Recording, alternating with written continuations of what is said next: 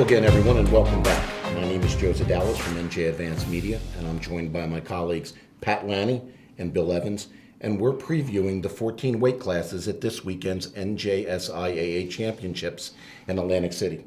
Guys, we're going to start with 106 pounds, which is always an interesting weight class because of the blend of freshmen, incoming freshmen, and then the holdover of veteran kids.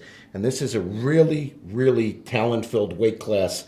A lot of guys with a lot of possibilities, upset potential all over the place.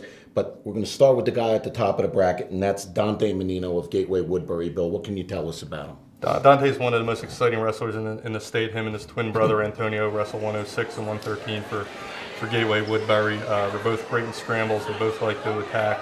That they can get themselves in and out of tough positions. And, Dante last year finished 7th in the state. He won his first region title last year. I think what we saw last year, no freshman won state titles last year. And at 106, we had a sophomore, Joe Manchio from Seneca, who hadn't even placed the year before. The other finalist was a senior, Nick Duca from Paulsboro, who never even won a district title, won his first region as a senior. So I think experience does matter, and I think Dante has that. He's got a very tough draw, though. If he makes it to the second round, Collinswood's Andrew Clark, one of those tough freshmen, could be a challenge for him. And then if he gets a Saturday, Pat, there's a lot of guys on that 4-5 line that could definitely be a tough test for him. No doubt. A lot of guys coming out of North Jersey in this top half of the bracket.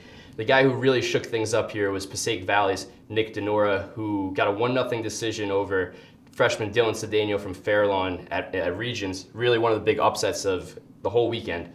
And so Denora could potentially meet Mininno in the quarterfinals. But of course, Justin Bierdumpfel is also there, another talented freshman. And then you also have St. Joseph's Sammy Alvarez as the number 4 seed, another dangerous guy there. So just a couple names, look out for all of them because they're dangerous.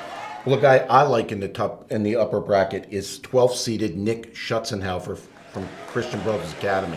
Schutzenhofer was the hero of the short conference victory by CBA last year. He got in trouble in school on Friday night of the regions, didn't get to wrestle in the region last year, had no seeding criteria. That's why he's the 12th seed. This kid is brutal on top. He did not allow a point in the Region 6 tournament.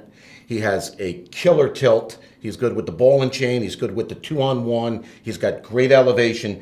I think he's got a chance to go really far in this tournament. And we haven't even talked about the bottom bracket, where there's Anthony Clark at Delbarton, one of the fine freshmen in this tournament, and second-seeded Hunter Gutierrez of Lacey, and all he is 37-0. But guys, it's time to get down to the nitty-gritty. Bill, what do you have, and who do you have in the final, and who's going to win it all?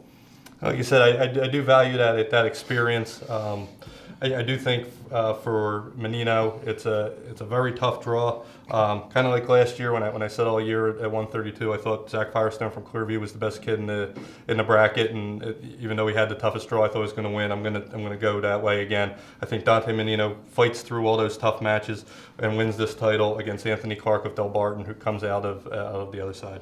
Patrick? I think Dylan Cedeno's learned from that loss to Denora.